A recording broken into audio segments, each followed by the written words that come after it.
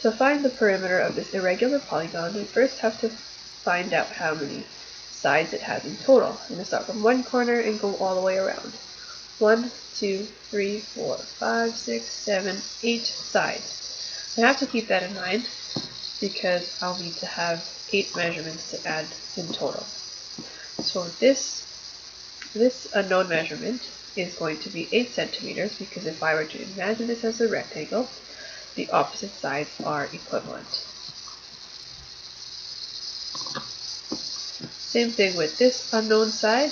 If I were to imagine this as a rectangle, the opposite sides are also equivalent. Now this unknown measurement, its opposite side doesn't really help.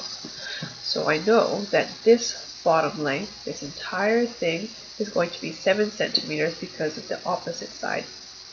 So if I subtract 1 centimeter, and this length would be 5 centimeters, I would get the length of this unknown measure. So 7 minus 1 minus 5 equals 1 centimeter.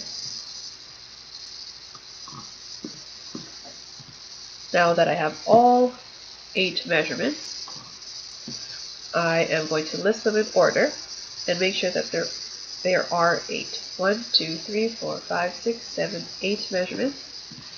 Add them all up, and so I get perimeter equals 38 centimeters.